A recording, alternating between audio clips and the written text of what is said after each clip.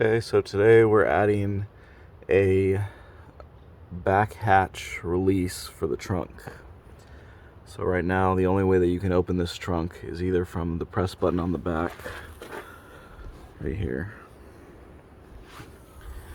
or you have to open a little cover right here, undo something with a screwdriver, and manually hit the lever, which isn't going to work either. So what we're gonna do is you pop off this back panel right here, and you can follow this cable here. There's the latch. And then coming from the side right here, which is the middle, you follow the cable over here. And then you can see where it goes. So this is the motor right here for the wiper. There's the switch right there. And you follow it right here. And it's going to be this cable and the black and white cable. So basically what the switch does is connect the two. So what I'm going to do is add just a manual little switch. This right here, which I ordered off Amazon. And then wire that in series.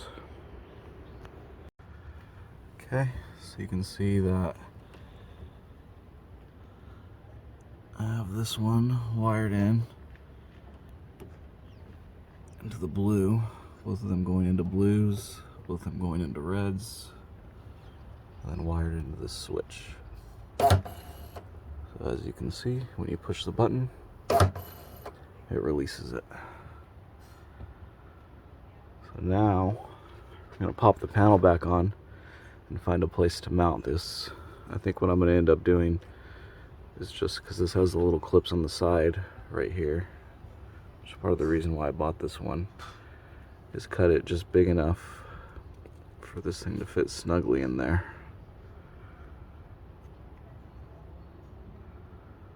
Or I might just let it dangle, we'll see.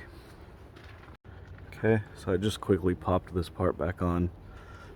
What I ended up doing for the switch, I just wrapped it with some electrical tape just right here, just to hold it kind of securely. I think what I'm going to do is just leave it right here, and I can pop this little cover back on it. I was thinking about cutting a hole in the cover. I might still do it, but for the time being, at least we have a working switch.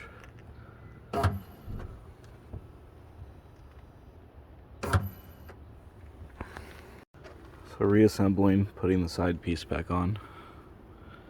Put this right here. Just line up those two clips, slide it in, lock it in place. Okay, got both sides back on.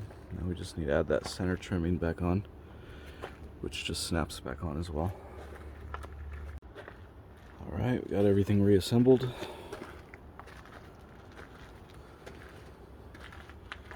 Now let's give it a test. Close the door and give it a test. Okay, so we're in the back of the RAV currently. As you can see, here's the hatch. I left the hatch cover off of this side because this is where I was debating. It's a mirror image of this one. I was debating cutting a little hole and then just mounting this switch, maybe something like that, or even sideways like that. And probably just cut a little piece out and slide it in sideways like that. And then you can see there's the little latch cover down there. So if you're ever in the back of the RAV, as many of you know, if you're watching this, you can't get out unless you have the power liftgate. I don't have the power liftgate, so let's give it a test.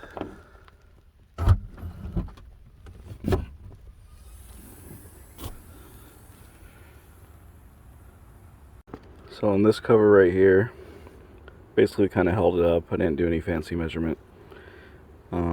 It looks like it's about the size of that square, so I'm just cutting it with some wire cutters and I'm gonna put it back on and just slide it back through. Okay, so here's the final cut job. Nothing special, as you can see. And this is how it looks. So just line it up like that, and just put a little bit of glue to hold it in place against that door. And that's it.